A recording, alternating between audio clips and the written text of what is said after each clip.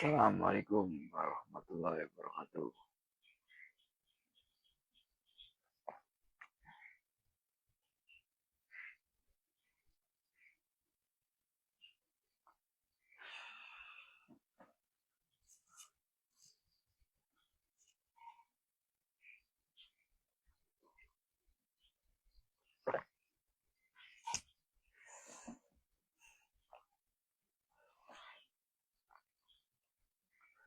Apa kabar teman-teman, sanak, saudara, family, dimanapun berada.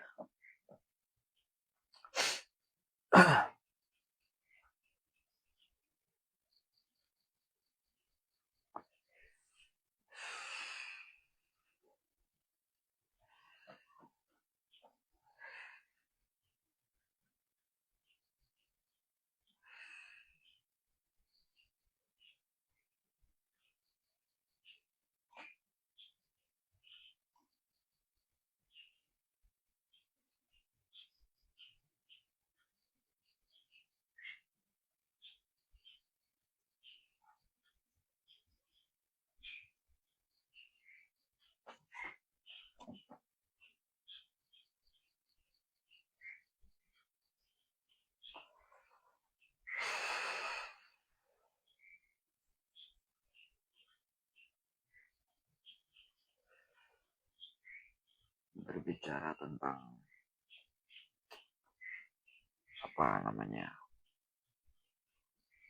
sesuatu hal yang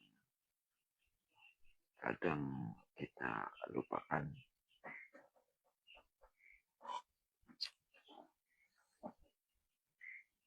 di kehidupan ini.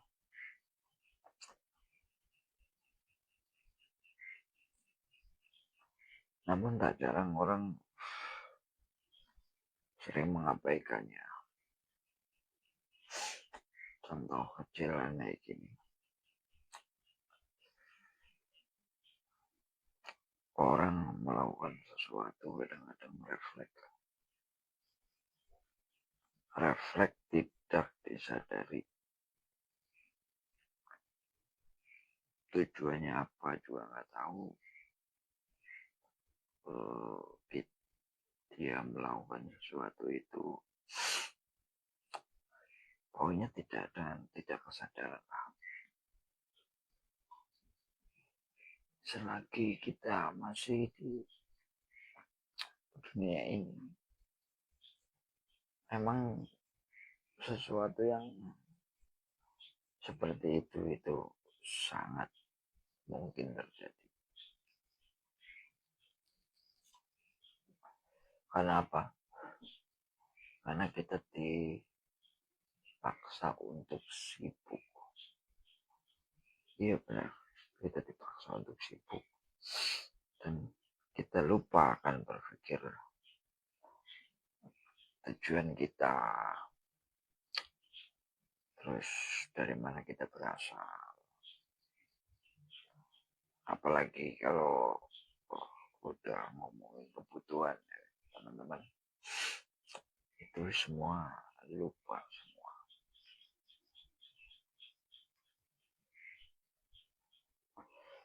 Maka dari itu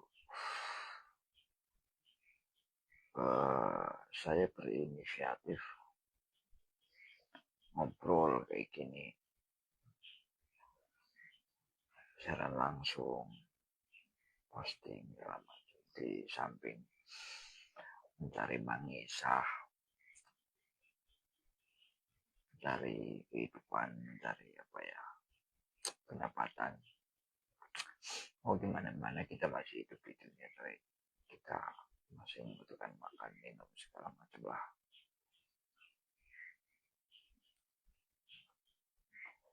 Namun ada hal yang lebih penting. Lebih pentingnya apa? Tentang substansi kehidupan itu sendiri. Banyak teman-teman yang notabene pendidikannya tinggi, dia perguruan tinggi, dia kenyang lah akan pendidikan dalam sekolah-sekolah formal. Namun saya berinteraksi pada mereka, pola pemikirannya itu masih kayak gitu aja. Jadi sekolah formal membantu sih, lumayan membantu. Cuman itu menjadi acuan bagi kita agar nggak gampang puas. Nggak gampang puas. Bahaya coy. Mungkin dalam kehidupan kita berkarir lumayan itu. Cuman tidak banyak juga enggak nggak signifikan itu. Banyak orang-orang yang notabene dia berbelajar, dia punya ijazah dan dia punya gelar, namun dalam kehidupan realitanya dia kalah coy. Dia tidak bisa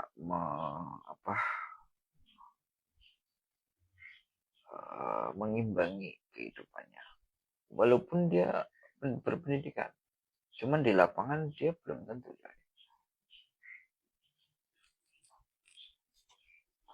Apalagi tahun-tahun sekarang, tahun-tahun yang persaingan luar biasa, entah dari itu bisnis, entah dari skala ekonomi, entah dari skala pengetahuan. Kita harus lebih berani berpikir. Itu kadang-kadang itu masalah. Jadi kita dibatasi dengan dogma, kita dibatasi dengan pemahaman awal, tanpa kita pingin tahu, pingin berpikir sendiri. Itu penting banget, keberanian untuk berpikir dan mempertimbangkan segala sesuatu.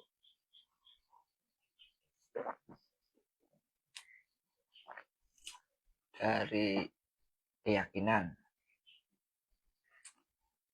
awalnya keyakinan dulu. Jadi kita harus begini aja, orang nggak tahu dilahirkan di keluarga apa.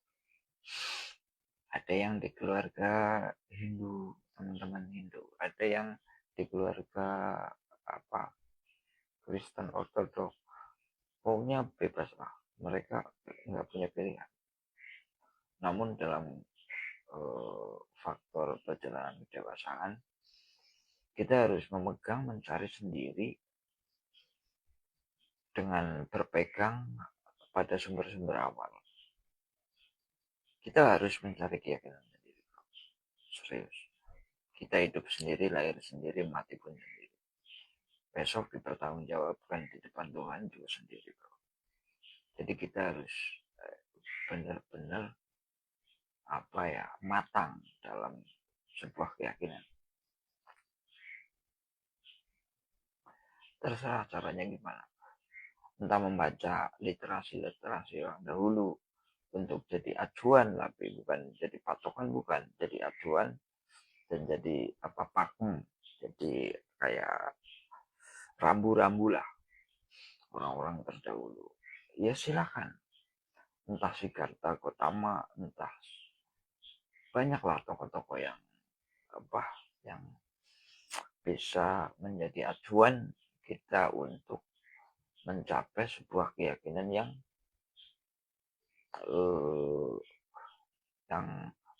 mutlak. Itu penting banget, bro. Untuk apa? Untuk agar kita terarah dan kita bisa mengambil sikap dalam kehidupan. Terlepas dari apapun genre atau pintu gerbang, bebas. Tapi pada puncak kesadaran tertinggi itu menjurus ke yang satu, ke yang sumber. Cuma beda beda penyebutan. Ada yang nyebut pangeran, ada yang nyebut Eyang Widi, ada yang nyebut Allah, ada yang nyebut sang kuasa, ada yang menyebut, pokoknya banyak lah, itu sebuah sebutan, tapi menjurus kepada yang satu, yang esa, yang tunggal. Kenapa kita berbicara seperti itu, bro? Kita berbicara seperti itu karena itu merupakan pintu gerbang semua ilmu pengetahuan. Semua ilmu. Dari ilmu astrologi, dari ilmu fisika, dari ilmu matematika. Itu semua cabang, bro. Tapi sumbernya dari yang situ-situ aja. Jika kita mampu dikehendaki untuk masuk ke dalam circle itu, semua pintu pengetahuan kita terbuka, tinggal kita mau mengarahkan kemana.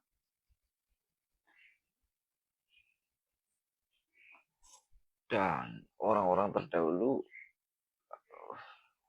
memakai metode itu, bro. Taruhlah kayak dari literatur Islam itu mereka berkhulwat, dari literatur yang lain ada yang bertapa juga ada. Tapi itu sebuah sebuah ungkapan nama juga. Tapi ujung-ujungnya kita menyadari akan keberadaan diri kita sendiri. Jadi kita sadar bahwa awalnya kita nggak ada, bro. Awalnya terus kita diadakan, terus kita dikasih panca indera, dan panca indera juga masing-masing ada yang utuh 5 panca indera, ada yang nggak ada satu atau gimana atau nggak berfungsi, tapi yang paling penting itu rasa. Itu hampir semua dikasih rasa, entah itu anak, entah itu sampai orang tua itu dikasih rasa. Nah, rasa itu merupakan tolak ukur orang jadi lebih peka dengan rasa, orang lebih empati dengan rasa, dan orang juga lebih lebih manusiawi lah dengan rasa itu. Contoh kasusnya kayak gini, tsunami di Aceh.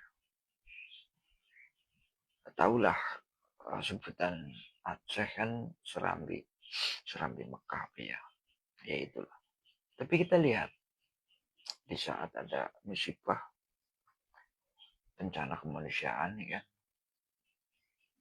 semua membantu, bro. Entah dari agama apapun, entah dari pihak apapun, entah dari negara apapun, semua membantu. Dan itu membuktikan bahwa rasa peduli, rasa cinta itu menguasai, mengalahkan perbedaan. Itu penting banget, bro. Jadi tolonglah. Jadi kita melihat manusia kan nggak mungkin dong. Ternyata ada orang jatuh tuh. Ada orang jatuh. Mau kita mau nolongin. Agamamu apa? Kan enggak. Kita tolongin aja. Karena apa? Dia masih manusia, bro. Jangan kan manusia. Hewan. Jika orang itu perasa, ditolongin juga, bro. Walaupun hewan. Jadi kita mengasah rasa itu penting banget, bro. Banyak teman-teman di luar sana mengolah rasa, metodenya banyak, dan teman-teman bisa memilih salah satunya yang sekiranya teman-teman pas, kira-kira nggak terlalu berat. Itu nggak membutuhkan syarat-syarat yang kompleks, enggak. Kita cuma butuh penerimaan dan keberanian untuk berpikir dari mana kita asal dan sedang apa kita sekarang dan mau kemana kita pulang. Itu aja bro, simple banget bro. Dan di saat pertanyaan itu muncul di dalam diri kita, itu sebuah awal akan lahirnya kesadaran bro. Itu penting banget. Ini terlepas dari agama atau kepercayaan apapun loh. Ini mutlak dari kemanusiaan. Contoh kecil kayak gini. Kita gampang banget merasakan orang di sekitar kita. Tanpa kita berinteraksi. Tanpa kita cuma di sampingnya aja. Walaupun kita belum kenal. Itu ada rasa, ih kok ini orang nyaman banget ya. Kita nyaman di dekat dia. Nah, dia memancarkan frekuensi yang notabene positif, bro. Itu kalau rasa nggak bohong, bro. Mungkin lidah kita bisa bohong, tapi kalau udah bilang rasa, itu nggak bohong, bro. Ini bukan bermaksud menggurui, bro. Ini kita cuma ngobrol aja, edukasi, ngobrol agar kita bisa bertumbuh bareng, bisa lebih baik ke depannya, dan setiap harinya kita lebih bahagia, lebih bahagia, lebih bahagia. Jadi kenapa saya tekankan untuk mengolah rasa? Karena apa? Karena kita jadi stabil dalam mengarungi kehidupan. Segala masalah yang timbul, kita bisa tenang. Karena apa? Kita megang rasa itu, bro. Jadi, bagaimana bang masalah rasa? Kita cukup amati aja. Kita amati, kita tidak dipungkiri bahwa di diri manusia itu bermacam-macam rasa muncul. Dan itu munculnya dari mana, Pak? Dari sebuah gelombang. Ibarat kayak radio lah. Radionya satu, channelnya banyak. Dari mana itu channel berada? Dari gelombang sinyal. Jika radionya pas, apa eh, salurannya pas, itu suaranya jelas. Nah, itu yang dikenali, bro. Jadi, manusia sangat berpotensi melakukan kejahatan. Kenapa? Karena dia tidak pernah mengenali dirinya sendiri. Sisi gelap dari dirinya dia nggak pernah kenal. Yang tahunya dia aja. Dia tersinggung, dia marah. Apa dia pernah menanyakan kenapa aku marah? Kalau kita mau marah, kenapa aku harus marah?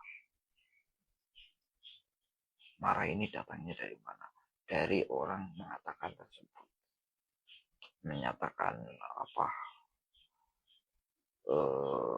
kayak tersinggung lah, kasar bagaimana. Oke, kenapa dia ngomong seperti itu? Karena dia tidak suka dengan perbuatan kita. Terus ditanyakan lagi, kenapa tidak suka? Itu terus ditanyakan. Sampai pada titik kesimpulan bahwa itu semua semu, bro. Kita tetap ketemu lagi dengan orang itu. Kita tetap butuh suatu saat, tetap butuh dengan orang itu.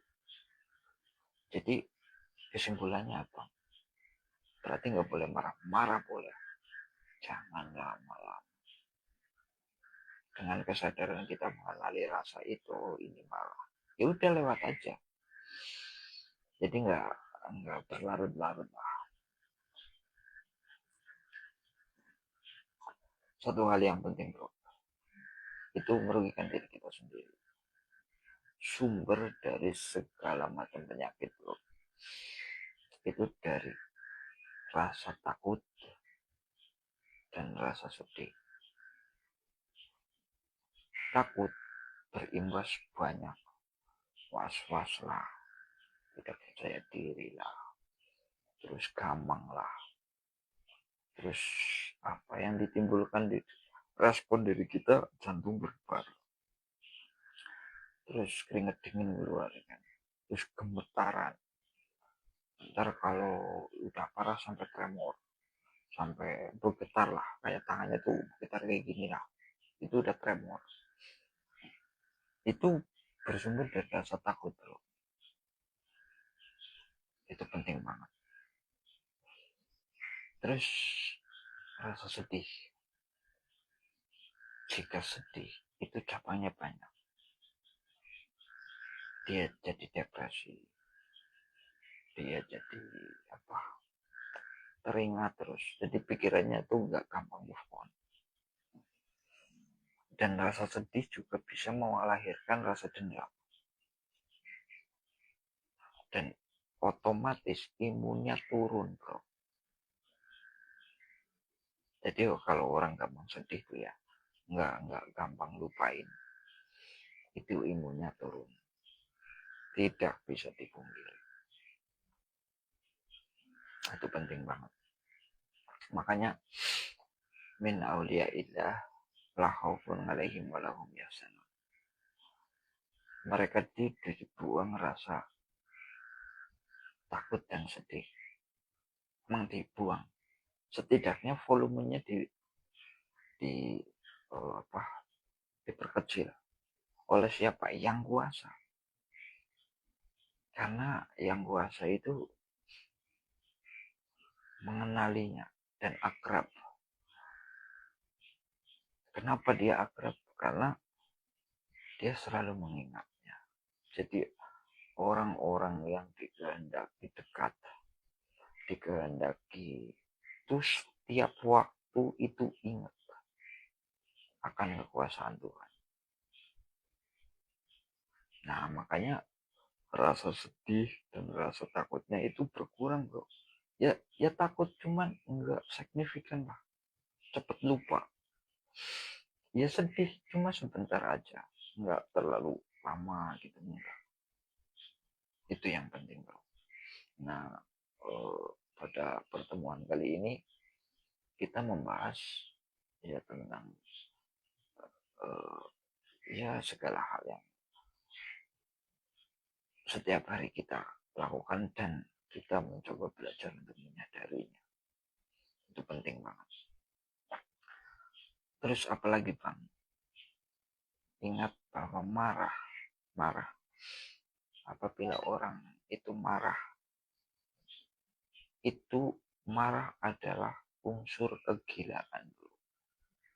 Jadi kalau orang marah tuh ya, itu tingkat kewarasannya tuh udah lemah. Jadi orang marah, orang lupa, itu udah masuk unsur kegilaan bro. Jadi nggak usah dilawan kalau orang marah. Karena apa? Akal sehatnya itu dia lagi dalam cara batinnya lau lah, merah, nggak usah dilawan. Dan itu sangat menular bro. Contoh kayak gini. Jadi pada sebuah perkumpulan atau gimana gitu kan, unjuk rasa lah, ada seorang yang teriak, ya bisa provokasi, dia itu menular. Padahal yang teman-temannya itu nggak tahu menau, ikut aja lempar, ikut aja teriak-teriak, itu menular bro. Jadi kalau ada orang lagi marah, kita usahakan itu jaga jarak. Indra yang paling peka itu telinga bro, telinga, mata. Kalau kita udah melihat, udah mendengar orang yang notabene lagi nggak stabil emosinya, kita menjauh aja. Maksudnya itu menular bro, itu nggak baik buat kesehatan kita.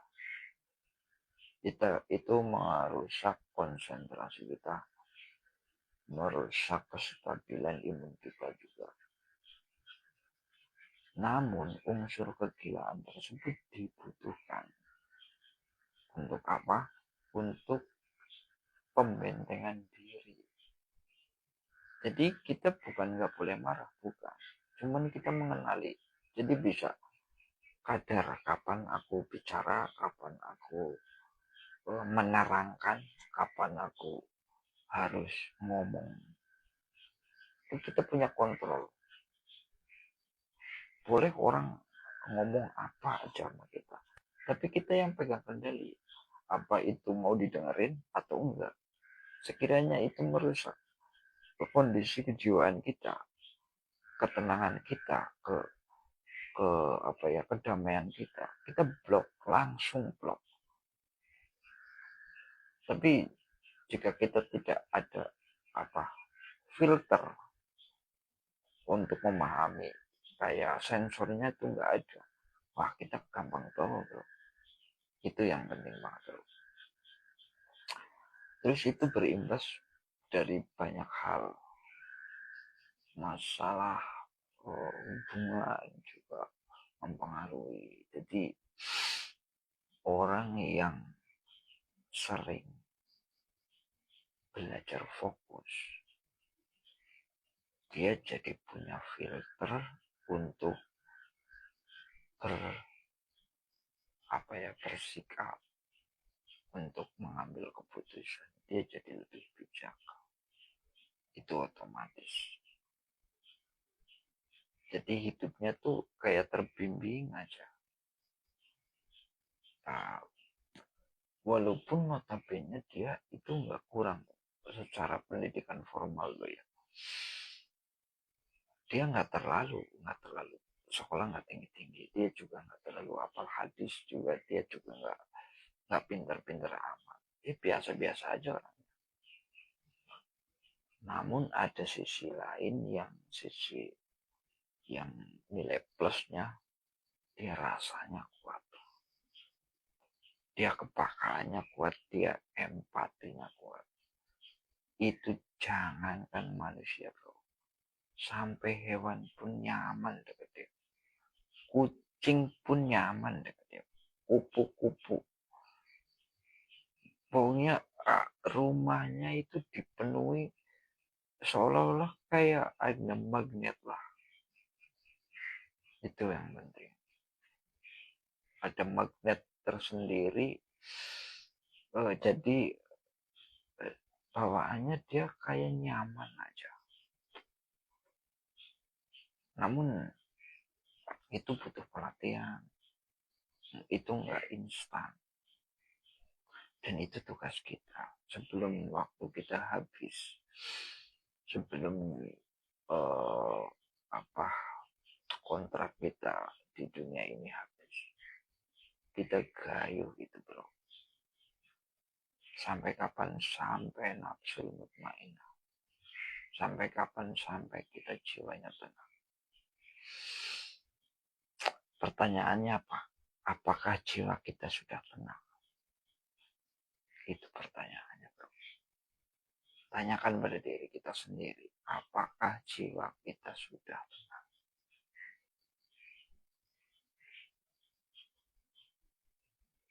Kita renungkan baik-baik. Kita udah umur 40 apa, kita udah umur 35. Kita punya sisa waktu berapa sih? Dan teruntuk diri kita sendiri. Next, nasib gua mau di mana? Backingannya siapa?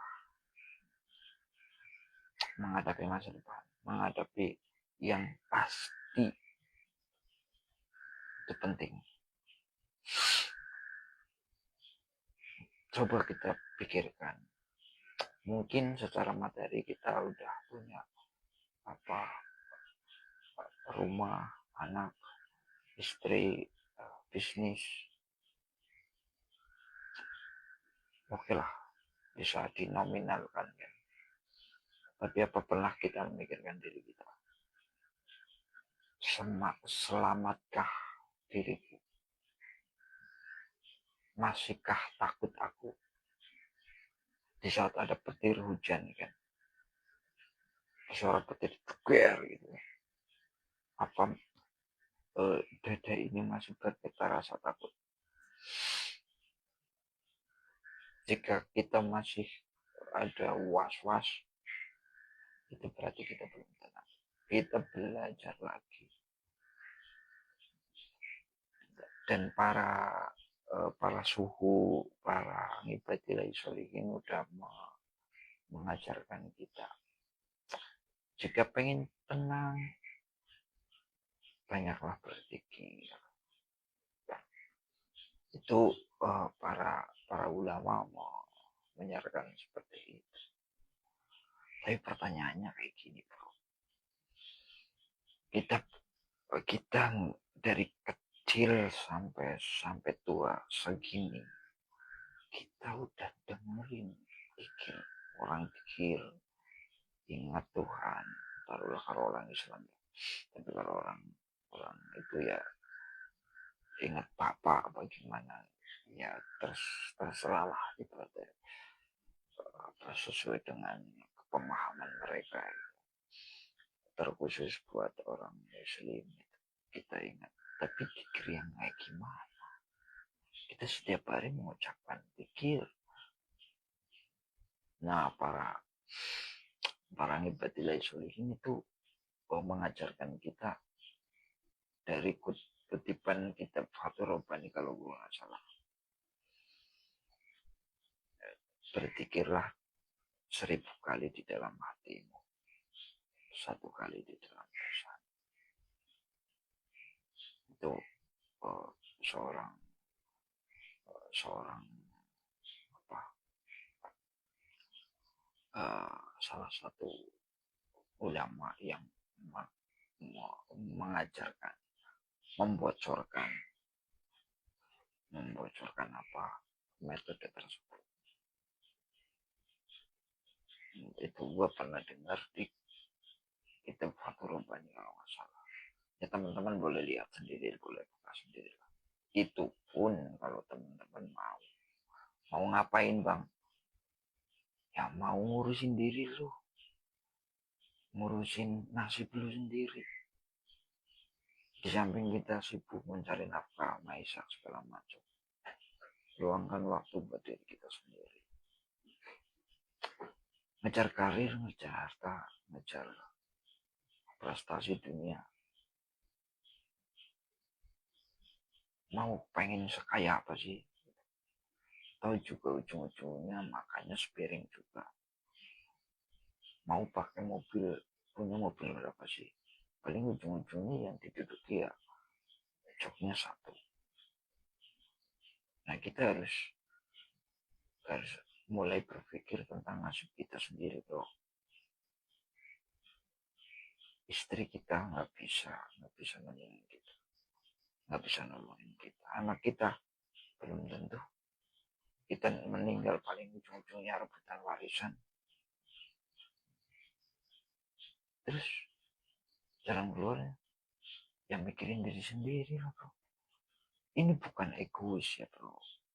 Ini bukan egois, ini cuma apa ya? Kita harus pintar-pintar bagi waktu lah. Kapan buat keluarga, kapan buat anak-anak, kapan buat bisnis. Tapi kadang-kadang lupa kapan buat diri kita sendiri.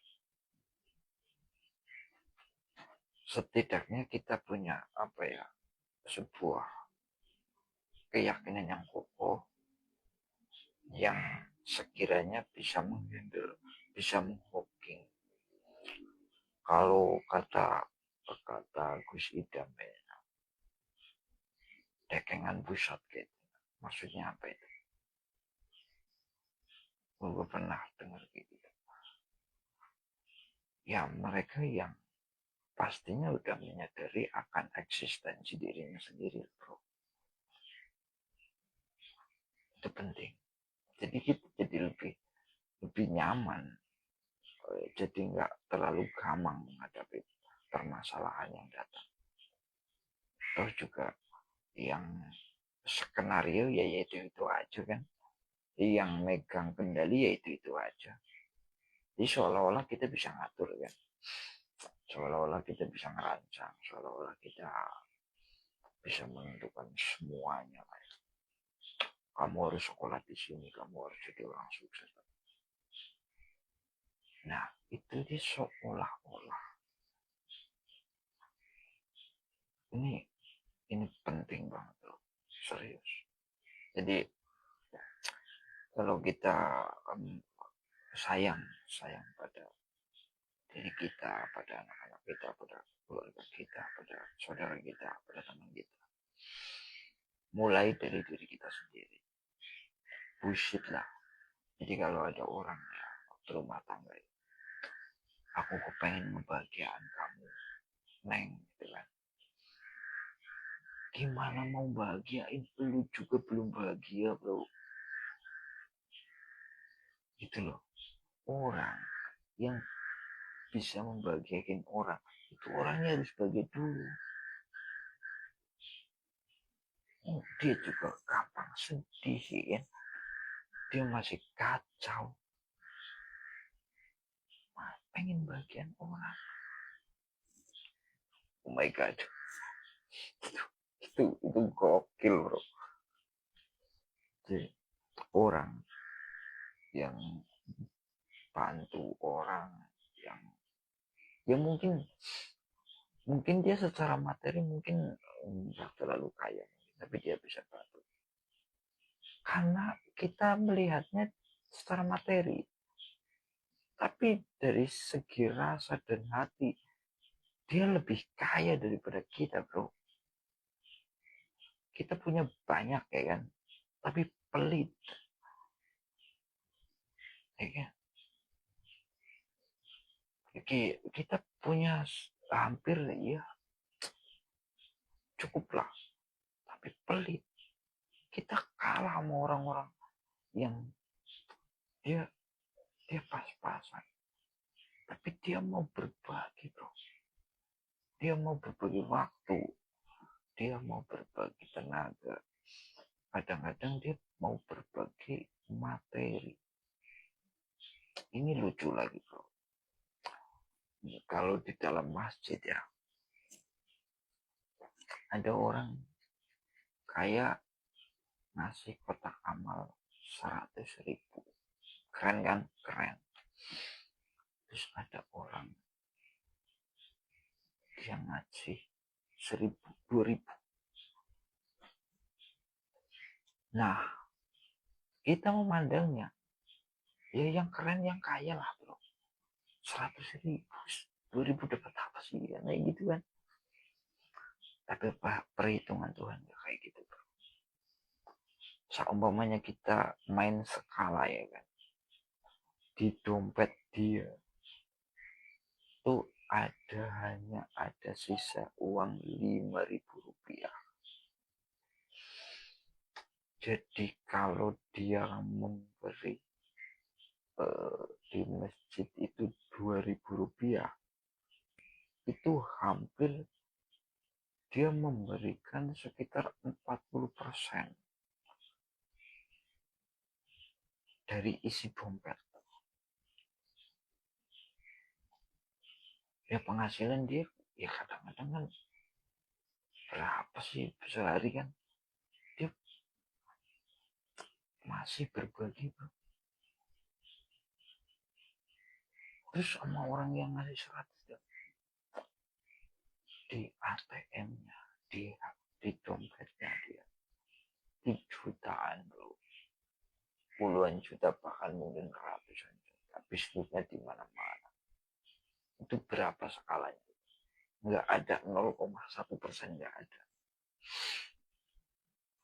Dibandingin tadi sama 40%. Ya kita kan dikasih fasilitas tuh kan berbeda-beda. Dikasih apa ya? Ada yang berada, ada yang pas-pasan. Jadi kita jadi gak gampang nilai orang, rendah orang. Mereka keren, bro. Serius. Coba kita berpikir seperti itu. Tuhan tahu asli. Kadang-kadang itu betapa piciknya kita, betapa jahatnya kita, ya kan, betapa pembohongnya kita, betapa. Nah, kita sadari itu sisi gelap dari diri kita. Terus bagaimana, bang? Ya itu kan bagian dari diri kita. kita ya dengan kita mendekat pada yang sang esa kan. Harapannya kita itu volume jahatnya itu diperkecil dengan kesadaran itu penting banget loh. Jadi itu merangkup ke segala aspek, dari hubungan keluarga, anak, saudara, terus bisnis, masyarakat. Jika kita udah memegang suatu keyakinan yang sekiranya kita sendiri, itu buat kita sendiri aja, nggak usah terlalu dipublikasikan, itu ranah secret lah, ranah kepribadian kita. Nah, kita pegang teguh itu, ibarat kayak tongkat lah. Jika kita udah tahu tongkat itu kokoh dan tongkat itu tidak terhempas oleh badai, tidak ibaratnya tidak goyah kena angin apa segala macam, yakin itu sekuat itu kan, kita jadi lebih pede coy, kita jadi lebih punya punya power lah, jadi nggak gampang goyah. Ya terserah teman-teman apa orang lain nganggap apa gitu, tapi seandainya kita udah belajar terus menerus, kita jadi lebih paham akan hal tersebut. Ingat bro, di manusia itu ada dua unsur, ada sisi rohani, ada sisi jasmani, dan kita harus balance. Jangan kita memusuhi rohani, mementingkan jasmani. Jangan kita mementingkan jasmani, memusuhi rohani, apa sebaliknya itu jangan. Itu bagian dari kita. Kayak magnet lah, dua kutub lah. Tapi keduanya itu saling berdampingan. Jasad itu merupakan cerminan dari hati, dari apa namanya, rohani. Apa yang ada di dalam itu terpancar di luar. Nah, penampilan luar mencerminkan kondisi di dalam. Itu nggak mungkin. Umpama ya, mau gimana mana, kalau teko itu isinya teh, itu tuang teh juga bro. Tapi kalau di dalamnya air putih, tetap dituang air putih bro. Orang kalau menyimpan kebencian di dalam dirinya, ngomongnya itu nyakitin bro. Melihatnya, kita lihat aja tuh ya, itu gede banget. Itu dari sorot matanya aja tuh, itu udah banyak orang yang benci. Itu penting banget. Jadi kita itu sangat berguna buat keputusan kita mau kerjasama apa tidak, itu dia orangnya. Jadi kita punya sensor yang lebih peka lah, dari cara jalan aja semuanya ya. Orang jalan dia kakinya tuh disarek-sarek, kalau bahasa Jawanya disarek-sarek, ngebul lah. Kalau jalan tuh disarek-sarek, itu artinya apa bro? Orangnya sulit, keras kepala, nggak, susah diatur, semuanya sendiri. Itu dari cara jalan aja. Karena apa? Semua di perbuatannya itu tercermin tercermin di menjelaskan posisi di dalam. Posisi batinnya itu dijelaskan, dicerminkan dari perkataan, perilaku, dan perbuatan. Itu nggak mungkin, nggak bohong bro. Oke lah mulutnya bisa ngomong apa aja deh, tapi kelakuannya kayak gitu. Itu penting bro. Kadang-kadang kita terlalu tertutup urusan sih ya, terlalu sibuk, terlalu banyak urusan gitu. Jadi kadang-kadang kita lupakan waktu akan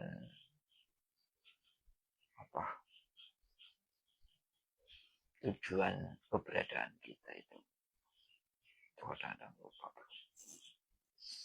Dan seandainya itu toh diabaikan ya kan? Seandainya itu terus diabaikan, itu kehidupannya kacau bro. Serius. Rumah tangganya juga nggak tahu arahnya kemana, anak-anaknya juga nggak tahu arahnya kemana. Jadi nggak punya nggak punya prospek lah. Oh ya gue rumah tangganya mau dibawa ke sini. Oh gue kalau punya anak itu gue arahkan ke sini. Gue kalau punya bisnis tuh gue limpahkan ke sini, gue fokuskan ke sini. Itu jadi jelas kenapa kita tahu jalan pulang. Ini penting bro. Tuh ya, ini kita kutip. Kenapa gue ngomong kayak gini, itu banyak orang-orang, banyak teman-teman gue di sini tuh pembicaraannya sering menjurus ke arah situ. Jadi ujung-ujungnya ke situ juga ya kan. Ya kita belajar bareng-bareng. Semoga kita terus dalam pemeliharaan Tuhan.